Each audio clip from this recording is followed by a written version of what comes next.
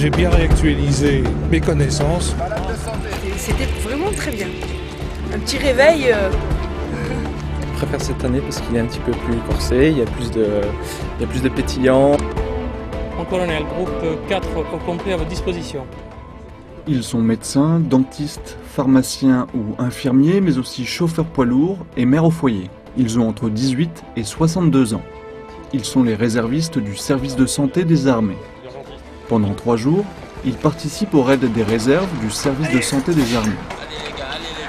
Ce raid, 16e du genre, a cette année quelque chose de différent. Nous recrutons maintenant 700 jeunes parents qui n'ont pas fait de service militaire, qui n'ont aucun passé militaire et qu'il faut former. Il ne s'agit plus donc de contrôler les connaissances acquises, mais de former les gens.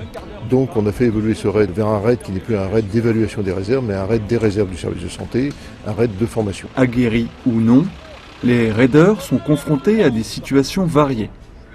C'est un savant mélange de techniques militaires et médicales. C'est également un mix entre physique et réflexion. Allez, on y va. Très varié au niveau militaire et médical. Vraiment bon complément par rapport. Puis vraiment très épanouissant par rapport à la vie de tous les jours. C'est toujours aussi intéressant d'alterner l'exercice physique et puis apprendre des choses, parce qu'il y a toujours des choses à apprendre. Donc voilà, donc c'est très bien, je pense que c'est bien. Et en plus, il fait bien chaud, donc comme ça, on apprend l'hydratation forcée. Non, quand même, physiquement, c'est quand même, avec la chaleur et tout, c'est pas facile.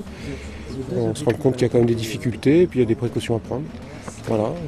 Et on est là pour ça d'ailleurs, hein. On est là pour se faire un peu instruire dans ce genre de choses. À ce niveau-là, c'est plus intellectuel que physique pour l'instant, mais on n'en est pas encore à la moitié. Les ateliers sont réalistes. Ils confrontent les groupes aux difficultés des engagements actuels de nos armées. Je gère mon groupe. Pas me laisser influencer par le stress de l'extérieur. Allez, on se dépêche, il y a un blessé dedans, il crie, même vers vous. On se rend compte que c'est très compliqué, que ça ne s'improvise pas au dernier moment, et qu'il faut vraiment bien le travailler maintenant, avoir conscience des problèmes, et je pense qu'on sera meilleur. Ouais, c'est ce que je dois apprendre à faire, et il faut que je sache le faire, et que je développe des réflexes en fait. On a des ateliers au contact de personnels d'actifs, donc c'est toujours intéressant d'avoir des retours d'expérience et de faire partager ce qu'ils ont appris sur le terrain. Il faut les faire réagir. Ce qu'on souhaite, c'est qu'ils s'organisent en équipe et que la prise en charge soit fluide. Là, on injecte 2 autres blessés de façon à voir comment ils vont manager cette prise en charge. C'est tout à fait ce qui peut se passer sur le terrain en soutien d'une intervention.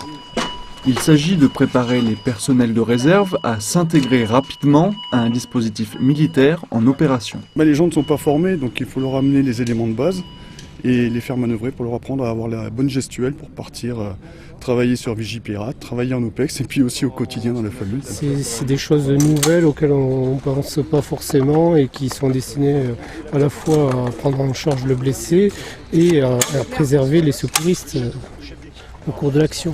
L'exercice qu'ils ont dans le civil est parfois très différent de celui qu'on a en opération, donc il faut les former à nos procédures, leur faire découvrir le matériel qu'on utilise, de façon à ce que lors d'un engagement quelconque, ils ne soient pas surpris et pas démontés. Le but est bien d'apprendre ou de réapprendre, de se mettre à jour, mais pas seulement. Alors c'est pédagogie et c'est cohésion, parce que ce sont les réservistes de toute la France qui se réunissent. Ce sont des réservistes de différentes tranches d'âge également, parce qu'il y a des gens relativement anciens, et ça crée une solidarité, c'est une activité de cohésion qui crée une solidarité entre les différentes générations et les différents corps, et ça aussi c'est très important.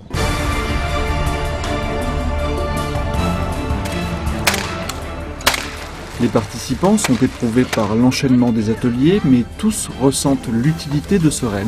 Ah ouais, c'est pas la même chose. Ah oui, c'est plus fort. Ça, FAMAS, casque lourd, mais au moins on est en condition là.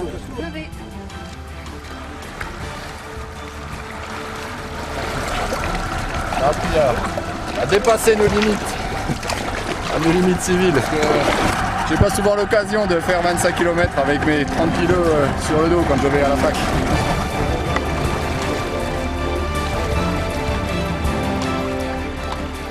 Pour l'instant, il n'y a que du positif. Que du positif. Beaucoup de choses apprises. faite pour la première fois. Et puis c'est vrai que l'ambiance est très sympathique, on est vraiment une bonne équipe et puis c'est vrai que l'encadrement est génial. Les sacs sont lourds. Donc les sacs sont lourds, mais non, l'ambiance est bonne. Je pense chacun a fait du mieux pour l'organisation. On apprend toujours des choses, c'est intéressant. Mais ça fait du bien de répéter. Si on est là, c'est qu'on aime ça, donc avec beaucoup de plaisir. Des difficultés, mais du plaisir. Oh super, un régal. Grâce à ce raid, la réserve opérationnelle du service de santé des armées est mieux formée. Elle est le véritable complément de l'armée d'active. Les réserves pour nous sont des éléments extrêmement précieux pour le fonctionnement quasi quotidien de notre service de santé. Ils nous permettent de réaliser un certain nombre de missions, ils nous apportent leur expérience, ils nous apportent leurs compétences et tout ceci fait que ce sont des gens que nous tenons absolument à garder au sein du service. Le service de santé des armées compte 4100 réservistes. Chaque année, une centaine sont engagés sur des théâtres d'opération et notamment en Afghanistan.